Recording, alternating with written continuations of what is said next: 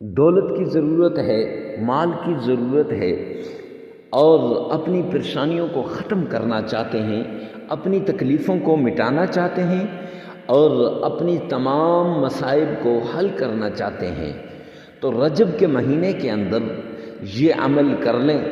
آپ کی دولت سے مالا مال ہو جائیں گے، رزق سے مالا مال ہو جائیں گے، آپ کے گھر اتنی دولت آئے گی کہ آپ سوچ بھی نہیں سکتے۔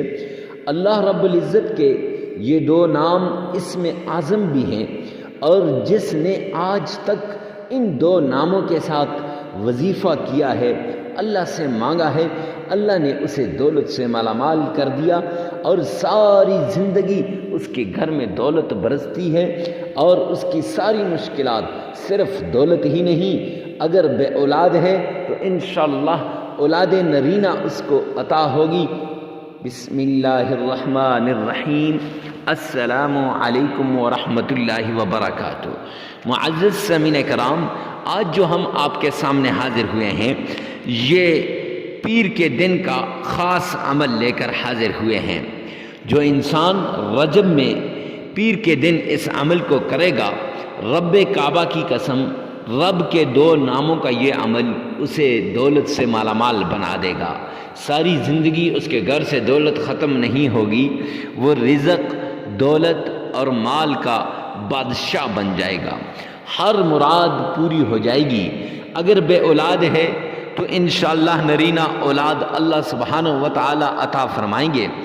اگر صاحب اولاد ہے تو اللہ اس کی اولاد کو نیک بنائیں گے۔ اگر صاحب اولاد ہے، اولاد آپس میں لڑتی ہے تو یہ اب لڑنا چھوڑ دے گی، اور اولاد کی غلط سوسائٹی ہے تو اس سے بھی اولاد بچنا شروع ہو جائے گی۔ آپ کے دنیاوی سارے کاموں کا حل اس عمل کے اندر رکھا ہوا ہے۔ جو انسان اس عمل کو صحیح طریقے سے کرے گا اور پورے یقین، پورے بھروسے اور پورے اعتماد کے ساتھ کرے گا، رب کعبہ کی قسم کہ وہ ساری زندگی مشکلات سے بچ جائے گا، تکلیفوں سے دور ہو جائے گا اور مصیبتیں ختم ہو جائیں گی۔ جو انسان چاہتا ہے کہ ہر ناممکن ممکن میں بدل جائے، ہر مشکل حل ہو جائے، ہر مصیبت سے چھٹکارا مل جائے، تو وہ یہ عمل کرے۔ یہ عمل اس کو سارے مصائب سے دور کر دے گا، ساری تکلیفوں کو ختم کر دے گا۔ تو بغیر کسی تمہید کے آئیے چلتے ہیں اس پیارے عمل کی طرف۔ معزز سامعین کرام، صرف ایک دن کا یہ عمل ہے، اور ایک دن کا عمل اس کو ساری تکلیفوں کو ختم کر دے گا۔ ایک دن کا یہ عمل اس کے سارے مصائب کو ختم کر دے گا اور ساری پریشانیاں دور ہو جائیں گی۔ صرف بڑے بڑے لوگ اس دن کا انتظار کرتے ہیں، اور یہ دن زندگی میں کبھی کبھی آتا ہے۔ معزز سامعین کرام، اس رجب کو اگر آپ نے یہ عمل کیا تو اگلے رجب تک آپ کی ساری مرادیں پوری ہو جائیں گی، ساری مشکلات دور ہو جائیں گی۔ سب سے پہلے آپ نے صدقہ کرنا ہے۔ صدقے سے بلائیں ٹل جاتی ہیں، مصیبتیں دور ہو جاتی ہیں، تکلیفیں ختم ہو جاتی ہیں۔ اور احادیث کے اندر صدقے کے فضائل خود جا کے دیکھ لیں، اگر یہاں بیان کرنا شروع کر دوں تو وہ لمبا ہو جائے گا۔ میرے پاس اکثر لوگ آتے ہیں، کہتے ہیں مفتی صاحب آپ اکثر کہتے ہیں کہ صدقہ کر لو، میں نے صدقہ کیا مجھے اس کا یہ فائدہ ہوا، میں نے صدقہ کیا اس کا یہ فائدہ ہوا۔ میں کہتا ہوں میری کوئی کرامت نہیں ہے، میرا کوئی اس میں عمل دخل نہیں ہے۔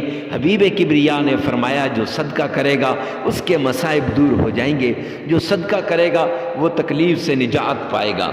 آج ہم صدقات سے دور بھاگتے ہیں، آقا کے فرمانوں سے دور بھاگتے ہیں، اس لیے ہمیں ان چیزوں کا علم نہیں، ہم سمجھتے ہیں کہ یہ نہیں ہے۔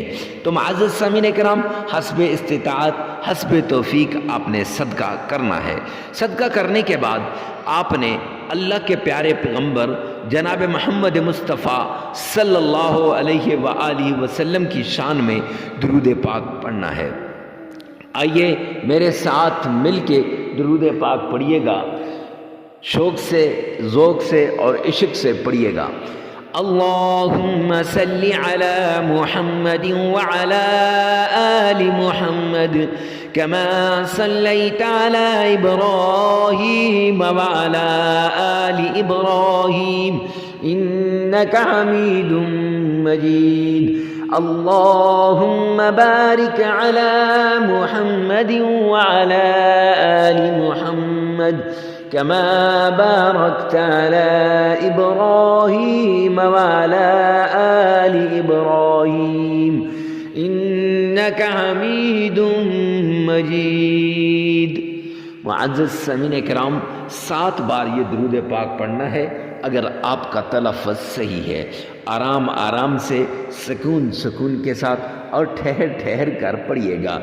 اگر آپ کا تلفظ ٹھیک نہیں ہے تو 3 بار اس ویڈیو میں سے سن لیں اور پھر 4 بار اسی درود پاک کو آپ اپنی زبان سے ادا کر لیں۔ جب درود پاک ادا ہو جائے گا تو پھر اس کے بعد آپ نے تعوذ پڑھنا ہے۔ اعوذ باللہ من الشیطان الرجیم۔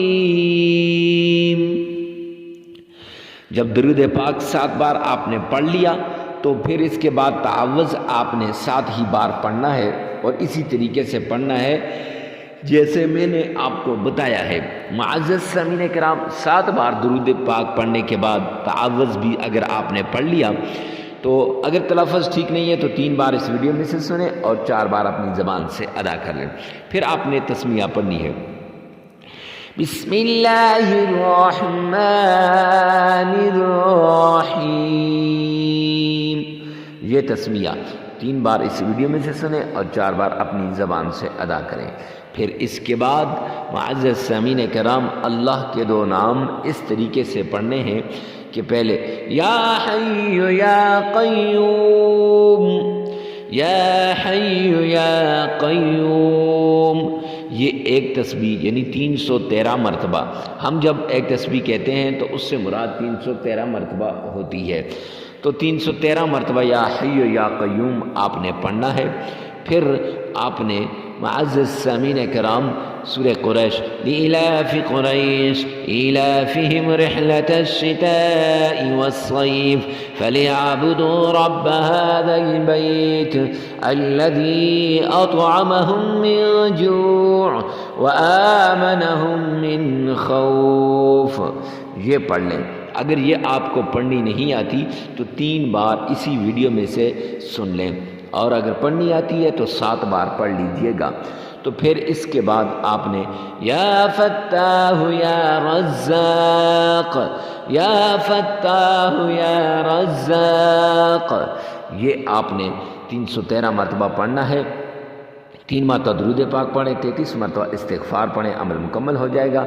معزز سامعین کرام، ویڈیو کو ثواب کی نیت سے صدقہ جاریہ سمجھ کر آگے شیئر کرنا مت بھولیے گا۔ والسلام۔